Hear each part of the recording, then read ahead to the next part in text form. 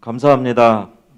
이렇게 또 바이러스로 인해서 많이 불편함도 있고 그런데 또 이렇게 기쁜 마음으로 제의할 수 있게 하시니 너무나 감사를 드립니다.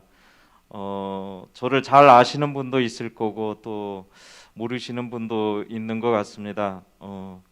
벌써 제가 해외 나가서 생활한 지가 이제 10년 차가 되는 것 같습니다. 그동안 잠깐 들어와서 얼굴만 잠깐 비추고 또 사라지고 그러다 보니까 어, 해외에 나가 있는 저의 마음도 굉장히 공동체에 너무나 미안한 마음도 너무 많고 또 섬기지도 못했고 그런 마음이 좀 많이 있었습니다. 특히나 이제 해외에 있을 때 이렇게 우리 유튜브나 이 방송으로 목사님 설교 말씀 듣고 막 했을 때 참 우리 공동체가 진짜 말씀으로 잘 나아가고 있구나. 혹시나 그 속에서 내가 뒤처질까 봐 그런 염려가 상당히 많았었거든요. 그래서 보이지 않게 저 나름대로 그냥 나도 뒤떨어지면 안 되겠다 그런 마음이 있어서 저도 말씀 붙잡고 씨름을 했는데요. 오늘 그 얘기들을 여러분과 좀 나누며 같이 은혜를 받는 귀한 시간이 됐으면 좋겠습니다. 어, 오늘 신명기 8장 2절에서 3절 이 말씀이 어, 사실 저 개인적으로는 153 말씀을 암송을 할 때 굉장히 마음에 많이 와닿았고요. 특히나 제가 있는 곳이 중동 아랍에미레이트 땅입니다. UAE. 그 속에서 사막을 바라보고 또 때로는 광야를 바라보면서 아, 이 출애굽기나 구약 모세 오경을 공부하면서 왜 이스라엘 민족이 모세 목사님이 이 말씀을 강조를 했는지 사실은 이걸 암송할 때마다 제 마음속에는 더 아마 여러분이 느끼지 못했던 그런 신선한 충격들이 저한테는 있었습니다. 그래서 사모하는 마음으로 이 말씀을 갖고 어, 오늘까지 보내왔는데 그 힘이 사실은 지난 10여 년 동안 가족과 떨어져서 혼자 이렇게 생활하면 한 그 힘의 원동력이 아닌가 그렇게 생각이 됩니다. 저희 현장은 UAE에서 한국에서 원전 수출한 그 지역입니다. 그곳에 이제 원전 4기를 짓는데 사실은 건설 규모는 굉장히 큰 규모입니다. 그 현장에 최고 성수기 때는 한 2만 명이 모여서 근무를 했고요. 지금은 외부 건설 일정이 대부분 마감이 돼서 한 8천 명 정도가 지금 같이 근무하고 있습니다. 근데 삶이 너무 단순합니다. 현장 내에서 뭐 따로 하는 것도 없고 그러다 보니까 이게 뭐 누가 터치하고 누가 관여하는 사람이 없다 보니까 사실은 스스로가 자기 생활을 컨트롤하지 못하면 이거는 뭐 저기 그냥 마음대로 이렇게 할 수 있는 그런 분위기도 되고요. 또 너무 단조롭다 보니까 그 삶에 어떤 쉽게 빠질 수도 있는 부분이고 사실은 그런 점이 제일 힘든 게 아니었나 싶습니다. 제가 처음에 이제 그 현장에 발령이 나고 갔을 때 그때는 막 이제 여기서 이제 장로 피택 받아가지고 그래도 성령 충만하고 이제 뭔가를 해야 되겠다. 그래서 현장에 가서 한 게 이제 다니엘서를 이제 보게 된 거예요. 이제 스스로 저는 생각하기에 유대인이 디아스포라 하면서 그래 해외에 가서 좀 뭔가 나도 좀 의미 있는 일을 좀 해봤으면 좋겠다 하고 이제 그 입장에 서서 생각한 게 바빌로니아 포로로 끌려간 다니엘이 생각이 나더라고요. 그래서 그 삶을 한번 본받아 보고 싶어서 다니엘서를 펴게 되더라고요. 다른 거는 다 못 따라 했는데 그나마 한 가지 한 조금이나 따라 한 거는 그래도 아침 저녁으로 기도한 거 그거는 제가 좀 따라를 한 것 같습니다.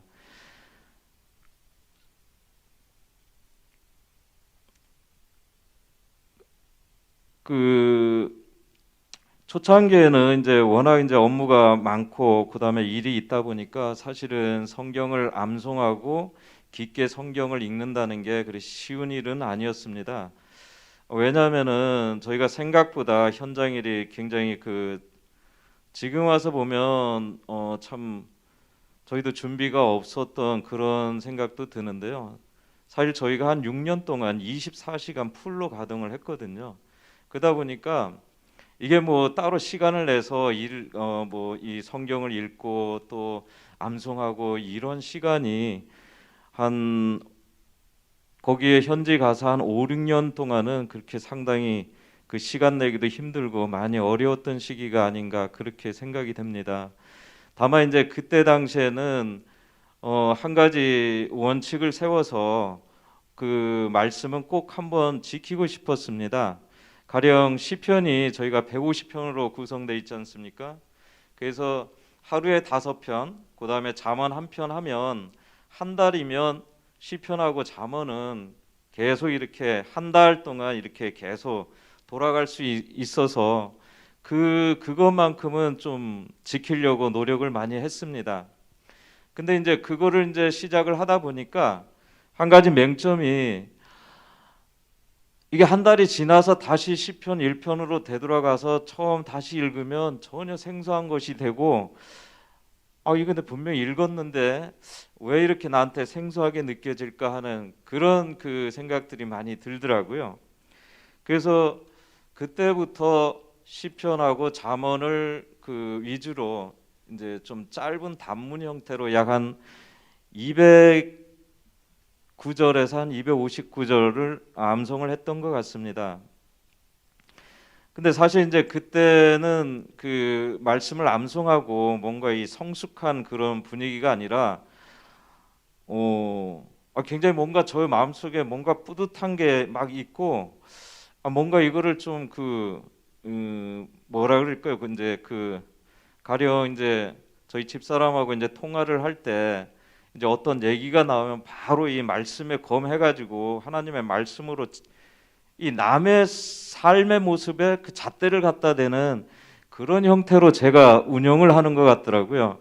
그래서 야 이게 아닌데 사실은 그것도 깨닫기가 그렇게 뭐 쉽게 깨닫는 그런 경우는 아니었고요. 말씀은 암송을 했는데 진짜 그 암송의 그 진가 내지는 그것이 저의 삶에 어떻게 작용을 했는가 그거를 되돌아볼 때는 사실 그 당시만 해도 너무나 좀 뭐라 그럴까요? 그냥 그 어린아이 같은 그런 심정이 아니었나 생각이 듭니다. 근데 저한테 계기가 하나 좀 있었습니다. 그러니까 지금 한 2년 전이죠. 2018년도 7월 달에 목사님께서 저희 두바이 아부다비로 한번 오셨습니다. 그때 4박 5일인가 3박 4일인가 오셔서 그때 목사님께서 잠언의 말씀 지금 우리 잠언 말씀 하는데 셀라 통삼이 이제 목사님께서 이제 구상하시고 이제 본격적으로 우리 공동체에 이제 적용을 시키는 그런 시기였거든요. 그래서 셀라 통삼을 가지고 저희가 아침에 삶을 나누고 그러면서 그때 이제 그 성경 공부에 대해서 목사님께서 좀 말씀해 주신 게 있고 그다음에 이제 그 셀라 통삼을 하면서 정말로 이 하나님의 말씀을 우리 마음판에 새긴다는 의미가 뭔지 한 단어, 한 구절, 한 문장이라도 정말로 그 단어나 문장이나 하나님의 말씀이 정말로 우리 마음속에 새겨져서 우리의 삶이 변화될 수 있는 그런 능력의 말씀으로 된다고 할 때 우리 어떻게 해야 될 것이냐. 사실은 그 말씀을 듣고 목사님 가시고 나서 좀 변화가 있었습니다. 그전에는 그냥 단답형으로 제가 계속 암송하고 있었는데 그것이 뭔가 좀 그렇고 그다음에 제가 정말 힘들었던 게 제가 숫자에 약합니다. 숫자 암송하는 게. 그래서 뭐 신명기 8장 2절에서 3절 이거 외우기가 진짜 힘들거든요. 그러니까 그 한 200개 되는 그거를 다 애우려다 보니까 너무 힘들어 가지고 그게 고민이었는데, 사실은 그때 목사님 오시고 나서 방향이 좀 바뀌었습니다. 이제는 통으로. 그 결정적인 계기가 시편 91편 말씀입니다.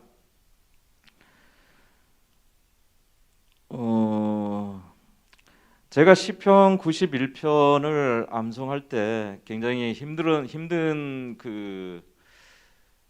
힘들었었습니다. 그게 뭐냐면 어 이게 뭐 누명이나 투서나 이런 것들이 있지 않습니까? 그것이 얼마나 사람을 힘들게 하는가, 사실은 그때 처음 알았거든요. 그러니까 가령 저희 현장 내에서 고철이 있어가지고 내가 고철을 이제 그 처리해서 그거를 회계 처리 다 하고 영수증 다 받고 했는데 투서가 들어간 거예요. 이거를 횡령했다 그거죠. 그래서 아니 이게 뭐 여러 사람도 있는 것도 아니고 직원 4명인데 누가 이렇게 했냐? 응? 속일 사람도 없고. 이제 어쨌든 그런 그 일들이 그때 있었거든요. 그때 이제 그 우리 집사람 그 권은주 권사가 매년도 이제 그 말씀을 뽑고 하지 않습니까? 그때 시편 91편 말씀에 그 말씀을 이제 주더라고요. 그래서 그 말씀을 보니까 굉장히 위로가 되는 거예요. 그래서 그 말씀이 단지 이제 그 한 문장을 줬는데 그 말씀을 읽다 보니까 전체 문장이 굉장히 그 저한테 마음에 확 와닿는 겁니다. 그 시편 91편 제가 그것만 한번 암송하겠습니다. 지존자의 은밀한 곳에 거주하며 전능자의 그늘 아래 사는 자여, 나는 여호와를 향하여 말하기를 그는 나의 피난처여 나의 요새여 내가 의뢰하는 하나님이라 하리니, 이는 그가 너를 새 사냥꾼의 올무에서와 심한 전염병에서 건지실 것이미로다. 그가 너를 그의 기초로 덮으시리니 내가 그의 날개 아래 피하리로다. 그의 진실함은 방패와 손방패 되시나니 너는 밤에 찾아오는 공포와 낮에 날아드는 화살과 어두울 때 퍼지는 전염병과 밝을 때 닥쳐오는 재앙을 두려워하지 아니하리로다. 1000명이 내 왼쪽에서 10,000명이 내 오른쪽에서 엎드려지나 이 재앙이 내게 가까이 하지 못하리로다. 오직 너는 똑똑히 보리니 악인들의 포응을 내가 보리로다. 내가 말하기를 여호와는 나의 피난처시라고 지존자를 너의 거처로 삼았으므로 화가 내게 미치지 못하며 재앙이 내 장막에 가까이 오지 못하리니, 그가 너를 위하여 그의 천사들을 명하사 내 모든 길에서 너를 지키게 하심이라. 그들이 그들의 손으로 너를 붙들어 발이 돌에 부딪히지 아니하게 하리로다. 내가 사자와 독사를 밟으며 젊은 사자와 뱀을 발로 누르리로다. 하나님이 이르시되 그가 나를 사랑한즉 내가 그를 건지리라. 그가 내 이름을 안즉 내가 그를 높이리라. 그가 내게 간구하리니 내가 그에게 응답하리라. 그들이 환난 당할 때에 내가 그와 함께하여 그를 건지고 영화롭게 하리라. 내가 그를 장수하게 함으로 그를 만족하게 하며 나의 구원을 그에게 보이리라 하시도다. 이 말씀을 암송했을 때 얼마나 큰 힘이 제게 왔는지 그거는 저만 알 것 같습니다. 그래서 그 어려웠던 것들을 그해 마지막 날 사장님께 편지하고 이제 해명 자료 다 해서 이제 보내드리고 깨끗하게 이제 정리를 했습니다. 근데 그 말씀이 보니까 요즘에 코로나잖아요. 시편의 91편 거꾸로 하면은 19입니다. 그래서 코로나에 대응하는 하나님의 말씀, 그래서 시편 91편 그 말씀을 저희가 그때 올해 1월 달에 이제 그 사막 기도회 가서 또 이 말씀을 암송하면서 기도회를 열었는데요. 그때 굉장히 큰 은혜를 많이 받았습니다. 그때는 이제 바이러스가 막 퍼지기 전이었고 하다 보니까, 그래서 이 전염병에 대한 그 하나의 그 우리의 삶의 위로가 되는 말씀이기도 하고, 그다음에 언제나 우리와 함께 하시는 그 주님을 이 말씀을 통해서 저는 느낄 수가 있었습니다. 그래 그때부터 저희는 이제 그 암송 말씀이 좀 바뀌게 됐습니다. 방송실? 어. 그 사실 이 말씀이 단기간에 이루어진 거는 아니고요. 꽤 오랜 시간 걸쳐 가지고 이제 하다 보니까 저렇게 이제 정리가 되더라고요. 그래서 크게 스테이지 세 개로 나누는데 이제 테필린, 쉐마의 말씀, 그다음에 구약에 있어서 축복의 기도가 여러 가지가 있더라고요. 그리고 이제 잠언 말씀 지금 암송 중에 있고요.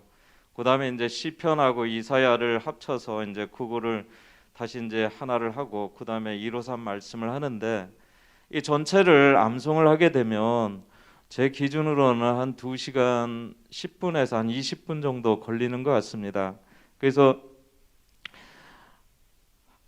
이게 이제 아침에 이제 눈이 뜨고 하루를 시작하게 되면 저는 제일 이제 그 해야 될 게 제 삶 속에서 2시간을 확보하는 그 방법이거든요. 그래서 그렇다고 업무 시간에 뭐 저거 할 수도 없는 거고 그러니까 저의 빈 시간들이 2시간이 있나 봤더니 엄청나게 많더라고요. 그 아침에 이제 새벽 기도할 때 그다음에 이제 출근할 때 그 한 10분 거리 그 한 번만 이렇게 왕복해도 한 20분 그다음에 회의하러 갈 때 20분이니까 왕복하면 40분 그러다 보니까 이 말씀을 그 시간대마다 이제 계속 암송을 하게 되는 겁니다. 사실 이제 테필린의 말씀이나 쉐마의 말씀은 제가 구약을 이제 공부를 하는데 진짜 왜 유대인들이 그 저기 뭐야 말씀에 각 그 이 이마에 두고 그다음에 팔에도 이렇게 그 미간의 표를 삼고 또 팔에 그 줄로도 삼고 왜 저렇게 암송을 했을까 한번 그대로 따라서 해보자. 그래서 해보게 된 그 결과입니다. 근데 저도 되더라고요. 여러분도 한번 같이 해보시면 좋을 것 같습니다. 근데 사실은 저 말씀이 저한테는 특별한 의미로 와닿았습니다. 사실은 이제 이게 정립이 되고 나서 저는 이제 그 새벽 이제 교회를 갈 때나 아니면 이제 출근할 때는 사실 이제 쉐마의 말씀과 테필린의 말씀까지는 끝내려고 하거든요. 그 시간이 맞아서 했는데 왜 이스라엘 민족이 이 테필린의 말씀을 갖고 그렇게 암송을 했는가? 결국에는 한 가지더라고요. 하나님을 잊지 말라. 하나님께서 이스라엘 백성들을 어떻게 오늘까지 이끌었고 또 하나님이 그들에게 어떤 축복을 내렸는지 잊지 말라.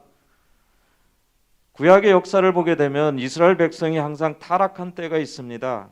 가장 경제적으로도 풍요하고 군사적으로도 강하고 그러한 모습일 때 늘 어지없이 그들의 삶은 하나님과 우상을 같이 숭배하는 그러면서 계속해서 이 쉐마의 말씀, 테필린의 말씀에서 이 유대인들이 계속 벗어나서 우상의 길을 걷고 있는 그런 모습들을 보거든요. 그렇게 해서 또 넘어지면 다시 또 하나님의 말씀 붙잡고 하나님 앞으로 돌아오면 다시 하나님은 이스라엘 백성을 축복하시고 결국에는 이 테필린 그 네 가지 말씀, 구속의 말씀, 봉헌의 말씀, 섬김의 말씀, 축복의 말씀 이 네 가지 말씀을 암송하는 이유가 정말로 하나님을 잊지 말자 그런 마음이 저희 마음속에 그냥 꽉 오더라고요. 지나간 10년을 이렇게 되돌아보니까 한편으로는 많은 회개가 좀 있었습니다. 왠지 새벽 기도를 가고 기도를 할 때 왜 예전에는 절박한 심정이었는지 몰라도 눈물이 있는데 왜 지금의 나의 삶은 그냥 무의미하게 이렇게 되는가 그런 생각들이 많이 오게 되더라고요. 그래서 이 말씀을 암송할 때마다 내가 기본으로 돌아가고 내가 어려웠고 힘들었던 때, 그때 하나님이 나를 어떻게 세우시고 또 어떻게 인도하셨는지 그거 잊지 마라. 그 말씀으로 계속 그냥 제 마음속에 오는 거예요. 이 쉐마의 말씀이. 그래서 처음에는 이 말씀을 막 암송하면서 이 말씀이 내가 좀 써먹고 이래야 되는데 이거 어디 가서 써먹고 이런 말씀의 성질이 아닌데, 처음에는 그렇게 생각을 했는데 그 의미를 계속 깨닫는 순간 제 삶이 너무나 그거를 한번 암송할 때 너무나 큰 기쁨이 있었습니다. 내가 형편이 조금 나아졌다고 해서 내가 본질을 외면하고 하나님을 외면하고 엉뚱한 길로 가지 말자. 그런 마음을 자꾸만 저한테 주면서 겸손의 길로 이끄는 것 같았습니다. 그 길이 저는 너무 고맙습니다. 그 말씀이 늘 그 말씀을 암송할 때 더욱더 겸손케 하시고 더 낮아지게 하고 진짜 우리가 절망의 그 골짜기, 진짜 힘들고 막 눈앞이 미래가 안 보이고 그 어려웠을 때 눈물에 기도했던 그때를 기억하라고, 그때 하나님께서 어떻게 이 자리로 불러주셨는지 그거를 기억하라는 말씀으로 늘 이렇게 와닿곤 합니다. 시편 같은 경우는 사실은 각각의 말씀에 좀 그 사연이 좀 있기도 한데요. 그걸 다 일일이 말씀드리기는 그렇고요. 사실 시편 119편을 제가 암송을 할 때 한편으로는 굉장히 부담이 많이 됐습니다. 이거를 제가 할 수 있을까 하는 그런 그 생각도 많이 들었고요. 근데 다행스럽게도 제가 우리 153 말씀을 암송을 다 이제 그 전반부를 다 끝내고 그리고 나서 조금 이렇게 막 자신감이 붙었을 때 시편 119편도 한번 해보자. 그 비슷한 점이 있거든요. 저희 153 말씀의 주제가 총 22가지입니다. 1장 천지 창조와 인간 창조부터 해서 22장 우리의 신앙 고백까지. 시편 119편도 히브리어 알파벳 22글자를 맨 앞으로 해가지고 한 개 이 문장에 8개 구절로 한 연이 되는 거거든요. 그래서 22연이 됩니다. 그러다 보니까 그러면 153 말씀 한 장에다가 그 시편 119편 한 장을 한번 암송하자. 그렇게 해서 꽤 오랜 시간 진행을 한 것 같습니다. 그러니까 단기간에 목표를 잡으면 금방 그냥 못했을 건데 한 6개월 이상 잡은 것 같습니다. 그래서 부담 없이 시간 날 때마다 암송하고 했는데요. 지금은 너무 감사한 게 이 시편 119편은 작은 성경이라고도 하더라고요. 그래서 시편 119편을 한번 이렇게 새벽 기도 시간이나 아니면 마음이 좀 이렇게 가라앉고 침울해할 때 이 119편을 암송을 하게 되면 이 영혼이 맑아지는 듯한, 사실은 이 119편 안에 들어있는 그 다윗의 심정, 그것들을 이렇게 제가 느낄 수 있다고 보니까 제 삶 속에서 때로는 이 말씀이 위로로 되고 또 때로는 경계의 말씀으로 되고 또 때로는 이 말씀이 뭔가 새롭게 이렇게 무장을 하는 도전적인 그런 의미로도 받아들이고요. 그러니까 하나님 말씀이 주시는 그 말씀의 축복의 말씀이 저한테는 엄청나게 다양하게 이제 다가오는 거죠.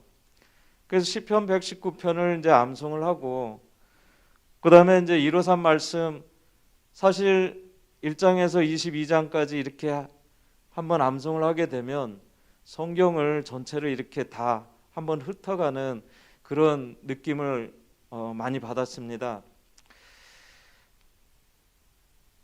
늘 이 말씀 자체를 하루라도 암송을 안 하면 사실은 까먹게 되더라고요. 그래서 이거를 안 까먹는 방법은 제가 머리로 암송하는 게 아니라 그냥 입이 그냥 자연적으로 이렇게 나올 수 있게끔 훈련하자. 그래서 이 말씀을 암송하면서 제일 제가 신경 쓴 부분은 체지라라는 부분입니다. 그래서 아침에 눈을 뜰 때 시편 1편이나 시편 3편, 시편 23편을 그냥 암송하게끔 눈 뜨자마자 암송하게 했고요. 시편 4편 같은 경우는 잠자기 전에 반드시 암송하고 기도하면서 자자. 그 시편 4편은 그렇게 했고요. 그리고 시간 날 때마다 순서 정해가지고 이 부분들을 하루에 암송을 안 하면 정말로 좀 다른 것을 할 수 없을 정도로 좀 그렇게 많이 활동을 했습니다. 근데 이렇게 이 말씀을 암송할 때 제일 많이 기억나는 그 구절이 저한테는 요한계시록 2장 7절 말씀하고 잠언 6장 9절에서 11절 말씀입니다. 그러니까 사실 저도 누구도 보지 않고 저 혼자 방에 있고 왔다 갔다 하는데 오늘 좀 쉬면 어때? 이런 생각도 있고 그냥 오늘은 영화 한 편 보고 그냥 잘래 이런 생각도 있고 그러지 않습니까? 유튜브도 보고 근데 이게 이제 습관화가 되다 보니까 항상 말씀으로 이 권면을 해주시는 것 같아요. 제가 게으름을 필 때는 게으른 자여 내가 어느 때까지 누워 있겠느냐, 내가 어느 때 잠이 깨어 일어나겠느냐, 좀 더 자자, 좀 더 졸자, 손을 모으고 좀 더 누워 있자 하면 내 빈궁이 강도같이 오며 내 곰핍이 군사같이 이르리라. 이 말씀이 귓가에 울리는 것 같아요. 그래서 그 말씀이 울릴 때 제가 영화를 본들 그게 재밌겠습니까? 오히려 암송하고 보면 재미없는 드라마도 굉장히 은혜롭게 봅니다. 그래서 그 말씀이 계속 이제 와 닿고 그다음에 귀 있는 자는 성령이 교회들에게 하시는 말씀을 들을지어다. 이기는 그에게는 내가 하나님이 낙원에 있는 생명나무의 열매를 주어 먹게 하리라. 그 말씀이 그래 믿음으로 이기자, 이기는 자가 되자. 그런 생각들이 계속 저희 삶을 이렇게 암송의 길로 인도한 것 같습니다. 그러면서 저희 삶 속에서 사실은 어떤 이 말씀을 암송했다고 해서 확 변화되냐? 확 변화되고 싶었습니다. 근데 이게 쉽게 또 안 되더라고요. 그래서 그동안은 체질화를 위해서 노력을 했다고 치면 이제는 삶 속에서 이제 뭔가 이 체현화시키는 이러한 훈련이 필요하지 않는가? 가끔씩 이제 제가 이렇게 자주 만나지는 못하고 이제 전화를 하는데 집사람이 저한테 많이 상처를 받습니다. 그러면은 늘 하는 얘기가 말씀 암송했다 하면서 뭔 말이 그래? 이 말이 저는 굉장히 이게 아픔으로 오거든요. 한편에서는 저도 얘기를 하고 싶은 게 암송했다고 내가 성자가 되냐? 그거 아니잖냐? 나도 사람인데 그런 항변도 있고 했는데 다만 참 이게 하나님의 말씀이 늘 우리 마음속에 있다라는 이 강점이 뭐냐면 금방 우리가 우리의 삶을 되돌아본다는 거죠. 내가 이 성경 자리에서 벗어났구나. 그거를 더 빨리 한 발자국이라도 한 시간이라도 더 빨리 그 길로 되돌아서게 하는 성령의 인도하심을 늘 이렇게 경험하면서 살아간다는 것, 그것이 바로 축복이 아닌가 생각합니다. 우리가 단 한 번에 우리의 삶이 확 변화되고 하면 저나 여러분이나 여기에 없죠. 근데 진짜 우리가 변화되기가 너무 힘든 우리의 모습을 보지 않습니까? 그러다 보니까 이 말씀을 붙잡고 사는 삶이 그나마 우리가 어떻게 살아가야 될 것이냐 그 기준점을 우리에게 주는 것 같습니다. 그래서 그 전에 그런 생각을 많이 했습니다. 제가 이렇게 암송한 목록이 이걸로 끝이냐? 사실은 끝은 아니고 계속 ing인데, 저나 여러분이나 저희들 마음속에 하나님의 많은 말씀으로 채워지면 그 로고스의 말씀 중에 하나님께서는 그 어떤 한 단어, 한 구절, 한 문장으로 우리의 삶을 진짜 변화시키는 레마의 말씀으로 우리한테 다가오시거든요. 그래서 많은 말씀이 우리의 삶 가운데 암송으로 놓여져 있다는 것은, 저는 제 입장에서는 늘 생각하기에 나는 오늘 십자군의 용사로 여기에 이러한 그 무기들, 오늘은 이런 무기 준비했고 이런 무기 준비했고 하는 그런 생각들을 많이 합니다. 그래서 정말로 우리의 삶이 변화되려면 그 말씀 앞에 순종하는 노력과 또 그 말씀에 붙잡혀서 우리가 살아가지 않으면 정말 우리의 삶이 하나님 보시기에 기뻐하는 삶으로 변화되기는 정말 어렵다. 그런 것을 많이 겪었습니다. 단 한마디의 암송 단어, 심리를 가는데 내가 한 1리 가고 2리 가고 4리 가고 거기서 되돌아서면 안위감만 못하리라. 절대 그거 아닙니다. 한 발짝을 가더라도 그 한 발짝은 나의 이익이 되는 거고, 한 단어, 한 문장, 한 시편 하나 암송을 하면 암송할수록 그거는 다 우리 것이 됩니다. 그래서 가능하면 많은 하나님의 말씀을 우리들 마음속에 이렇게 채워 넣을 때 뭐라고 말씀드리지 못하는 그 평안이 저한테는 있는 것 같습니다. 그래서 지금까지 늘 하나님의 말씀을 암송하면서 살아올 때 하나님께서 저한테 주신 제일 큰 축복이 무엇이냐?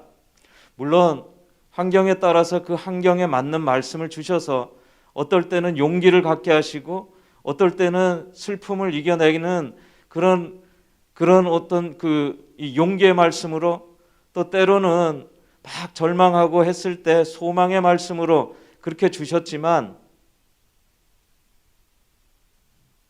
저는 말씀을 통하여 하나님께서 저에게 주신 가장 큰 축복은 평강의 삶이라고 생각합니다. 우리가 알듯 모르듯 정말로 아무런 일이 없이 평안하게 우리의 삶이 흘러갈 수 있다는 거, 그거 너무나도 큰 축복입니다. 중동에서 여러분들 아시잖아요. 이스라엘에도 그 인사말이 샬롬이지 않습니까? 중동은 샬람 마리꿈. 그러면은 댁내 평안하십시오 이 말이거든요. 똑같은 말입니다. 그러면은 그쪽에서 마리꿈 샬람. 근데 이거는 알라의 샬롬이기 때문에 안 써요. 그냥 샬롬 이러죠. 근데 모든 중동 나라가 이 평안을 강조하거든요. 그래서 정말로 우리 삶 속에 진짜 하나님의 축복이 뭐냐? 재물을 많이, 물론 그것도 축복이 되고요. 교제도 많이 이루어지고,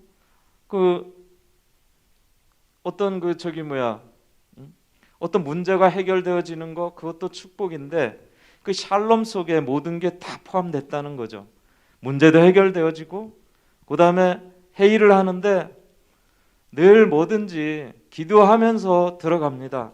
사람을 만날 때도 그렇고, 무슨 일을 할 때도 그렇고, 이거를 놓치면은 뭔가 큰 일을 놓친 것처럼 하는데, 그것이 우리의 삶 속에 일상화가 됐을 때는 그 샬롬의 평안도 우리한테 일상화된 것 자연스럽게 나타나는 거죠. 그리고 뒤돌아보면 하나님이 이런 부분까지 만지셨구나, 그런 걸 많이 느끼고 지금까지 왔습니다.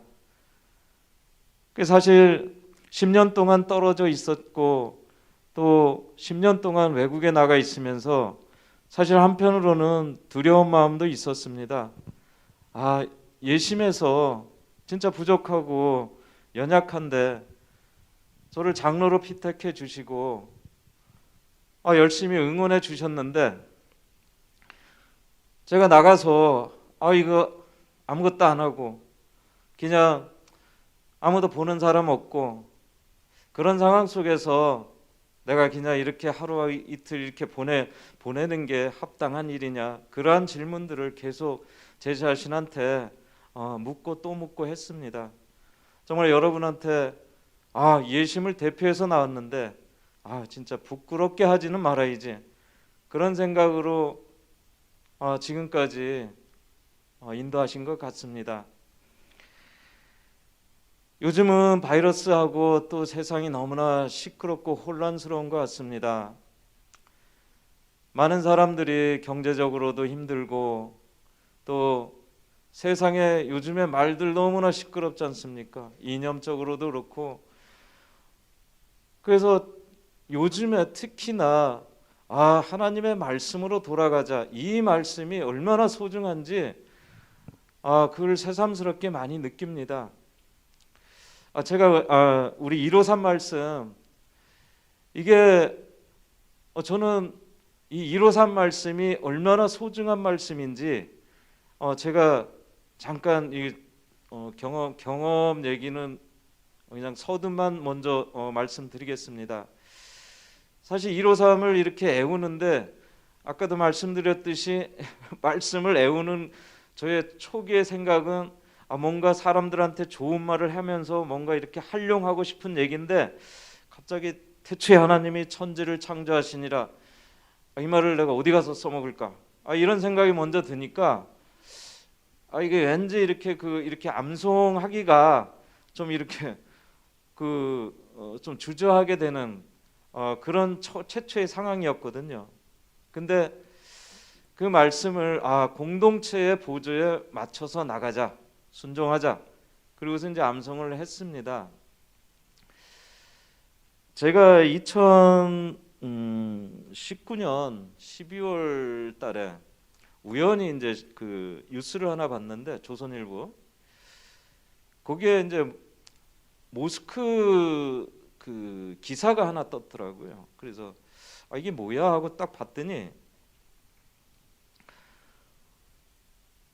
우리나라에 모스크가 여러분 몇 개나 되는지 아십니까? 이슬람 모스크가? 저는 그때까지만 해도 저게 한남동에 하나인 줄 알았어요. 근데 아니더라고요. 저희 보니까 웬만한 대도시에는 다 있고 우리 5대 광역시에는 다 있는 것 같고, 그리고 이게 보니까 한 원룸이 모스크로 바뀌어서 한 200여 개 정도 되는 것 같더라고요. 그래서 벌써 이렇게 됐나? 지금 외국인 중에 이슬람 무슬림들이 한 30만 명 정도 된다고 합니다. 그러니까 이게 적지 않은 숫자죠, 사실은. 물론 이제 우리 이제 그 외국인 노동자를 받는 이민 정책이라든가 이제 그런 거에 따라 가지고 앞으로도 계속 더 늘어날 추세에 있지만, 어쨌든 여러분들 무슬림이나 이슬람에 대해서 굉장히 궁금하시고 전혀 그 기초적인 그 정보를 알고 싶어도 그렇게 쉽지는 않을 것 같더라고요. 그래서 이거에 대해서 뭔가 좀 심각성이 있어가지고 이걸 정리 좀 해야 되겠다라고 생각을 했는데, 마침 이제 153 말씀을 다 암송하고 나서 그때 이제 이제 옛날에 간간히 읽었던 그 서적들을 다시 정리를 하자, 그래서 이슬람에 대한 서적들을 이렇게 다 갖고 와가지고 이제 정리를 좀 해봤어요. 그때 이 153 말씀 그 한 구절 구절마다 이게 우리가 갖고 있는 이게 이 진리의 말씀이지 않습니까? 이 기준의 말씀이거든요. 결국에는 이 이슬람이 어떠한 종교냐, 그들의 교리를 알고자 하고 들어갔을 때 거기에 다 한 5, 60%가 우리 153 말씀에 다 있는 거예요. 그래서 저는 너무 이게 감사한 거예요. 아, 이 이슬람이 우리 교리에서 어떠한 부분에서 이게 꽈리를 틀고 이상하게 변질을 시켜서 얘네들의 교리가 됐는가? 그러한 것들이 막 보이기 시작하는 거예요. 그래서 야 진짜 이 153 말씀 이거 진짜 다 암송을 하게 되면 우리가 어떤 이단이든 어떤 다른 교리에 현혹되지 아니하고 굳건히 설 수 있다. 그런 확신이 확 드는 거예요. 가령 한 가지만 예를 들어보면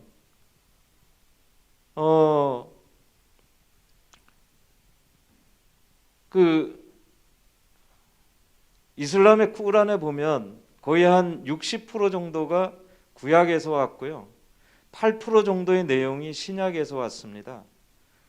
그래서 이 이슬람은 유대교의 이단이면서 기독교의 이단이기도 하는 거죠. 그래서 각 그 이 성경 구절에 있어가지고 해석이 약간씩 이렇게 틀리면서 완전히 틀린, 그러나 외형적으로는 같은 하나님을 섬긴다고 그럽니다. 근데 진짜 이거 너무 위험하고 또 너무 거센 물결이고 너무 빨리 들어오고 있습니다. 그래서 아마 많은 교회들이 이 부분에 대해서 고민도 하고 대응책도 준비하고 그러는데요. 제가 153 말씀을 암송하면서 야 정말로 대안이 진리 가운데 바로 서는 삶이 진짜 대안이지 다른 거는 없다. 하물며 교회 다니는 사람도 개종하는 상황이 일어나는데 그분들이 말씀을 몰라서 그랬을까? 말씀은 다 알지만 그래도 개종하시는 분들이 있거든요. 심지어는 제가 경험을 한 게 그러니까 제가 현지로 발령 나기 전에 출장을 갔는데 그 모 대기업에 다니시는 지사장님이시더라고요. 근데 그분이 굉장히 그 기독교를 막 욕을 하는 거예요. 거짓말을 했다고. 봤더니 그분이 이슬람으로 개종을 한 거예요. 그래서 사실은 그 당시는 제가 뭐 믿음이 있고 그런 것도 없고 또 이런 말씀도 제대로 몰랐기 때문에 그러려니 했습니다. 그 사람이 왜 그렇게 했는가? 본인이 거기서 사업을 하다 보니까 그냥 무슬림들을 만나기 위해 가지고 그렇게 하지 않았는가? 뭐 그런 생각을 하면서도 막 이렇게 그 뭐라고 얘기를 하는데 답변조차도 못한 그 제 모습이 기억이 나더라고요. 지금에 만나면은 그분을 다시 붙잡고서 이 자리에 앉히고 싶은데 어쨌든 지금 상황은 그런 무슬림이라든가 아니면 정치적인 거라든가 세상에 너무나 말이 많은 것 같습니다. 이 환란의 시대에 정말 가장 중요한 거는 우리가 하나님 말씀 앞에 바로 서는 삶이 정말 소중한 삶이고 진짜 그 길이 우리의 생명을 살리는 길이고 그것이 축복의 길이라는 거 여러분들한테 말씀드리고 싶습니다. 그 전에 그 말씀을 그 현장에 있을 때부터 항상 잊지 않았습니다. 그 전에 그 설교 말씀 중에 창세기 28장 그 설교 말씀을 제가 듣고 계속 제 내리에 떠나질 않더라고요. 그게 이제 야곱이 에서로부터 장자의 축복 기도를 빼앗고 이제 외삼촌 댁으로 이제 그 가지 않습니까? 가는데 어느 곳에 유숙을 해서 그곳에 어떤 돌을 갖다가 베고 자는데 꿈에 하늘문이 열리고 사다리가 내려오면서 그곳에 천사가 우르락 내리락하는 모습을 이제 꿈에서 봤고 또 하나님의 그 약속의 기도를 듣지 않습니까? 그래서 그 다음 날 일어나서 야곱은 그 베고 있던 그 기둥 그 돌을 기름을 부으고 그곳에 단을 쌓고 베델이라 그렇게 이름 지었다 그러는데요. 이 영어로 이렇게 했을 때 하나의 돌, 어스톤이거든요. 부정관사, 어를 써서 어스톤. 한 장소, 어플레이스. 그러나 야곱이 꿈속에서 하나님을 뵀던 그 순간부터 그 자리는 더 플레이스가 되고요. 더 스톤이 되는 거예요. 내가 어디에 있든지 내가 하나님을 만나는 그 장소가 바로 거룩한 장소고 하나님이 나와 함께하는 임재의 장소라고 늘 소망 가운데 그 말씀 굳건히 붙잡고 이렇게 달려왔거든요. 그 일환으로 사실은 이 암송도 했고, 제가 비록 바라카, 옛날에는 부라카라는 지역이었습니다. 그 부라카가 뭐냐면 그 주변에 낙타들을 많이 키워서 그 낙타의 울음소리를 빗대어서 부라카 부라카 이랬는데, 이 사람들도 거기에 원전을 짓고 하다 보니까 이름을 바꾼 거예요. 바라카로. 부라카에서 바라카로 바꿨는데, 이 바라카가 축복이라는 뜻이지 않습니까? 축복의 땅으로 그들은 그 낙타가 그 울부짖던 그 장소를 축복의 장소로 바꾼 거거든요. 그 덩달아서 저희 그 바라카 교회 축복의 교회가 됐고요. 그래서 그런 걸 생각했을 때 진짜 하나님 어디에 있든지 하나님을 만나는 그것이 정말로 베델이다. 그 하나님을 만나기 위해서는 어떻게 해야 될 것이냐? 오직 말씀을 붙잡고 그 말씀 앞에 순종하고 철저하게 복종하자. 그때 하나님을 만나는 그 시간, 그 장소, 거기가 바로 하나님의 집이고, 하나님을 임재하고 내가 하나님과 동행하는 그 체험의 장소가 내게 나타나는 그러한 장소가 아닌가. 그래서 이 말씀을 암송하는 그 궁극적인 이유도 늘 삶 속에서 하나님과 동행하며 살아가는 삶이 우리의 삶 가운데 나타나기를 간절히 소망하면서 나아가는 그 길이거든요. 그래서 그 길을 걷다 보면 하나님께서는 우리가 알게 모르게 우리의 힘들어하는 것 다 아시고, 그 어려운 것들 때로는 시간이 좀 걸리지만 시간 속에서 이렇게 만지시고, 어느덧 뒤돌아볼 때 너무나 샬롬의 평안을 주시는 그 하나님의 축복을 여러분들이나 저 많이 느낄 수 있을 것 같습니다. 그래서 그것이 진정으로 하나님께서 우리에게 주시는 성령의 나타나심과 능력이 아닌가 생각합니다. 여러분 아시다시피 우리 교회 이름 멋있지 않습니까? 목사님께서 두바이 오셨을 때 여쭤봤어요.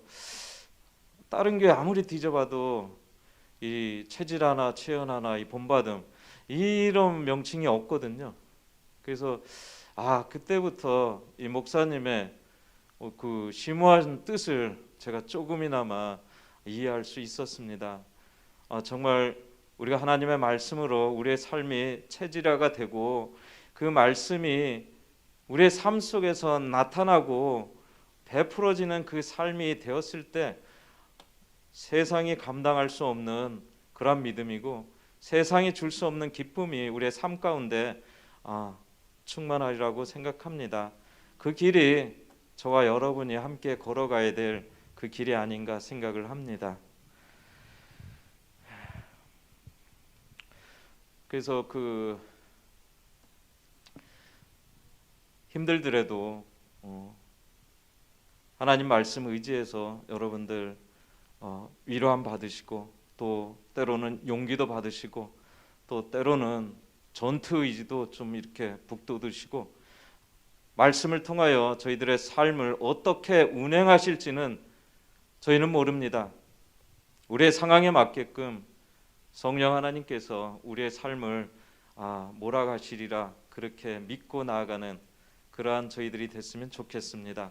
그래서 요한복음 2장 7절 그 에베소 교회에 말씀하시는 그 말씀처럼 귀 있는 자는 성령이 교회들에게 하시는 말씀을 들을지어다. 이기는 그에게는 내가 하나님이 낙원에 있는 생명나무의 열매를 주어 먹게 하리라. 그 열매를 같이 따는 저와 여러분이 됐으면 좋겠습니다. 네. 감사합니다.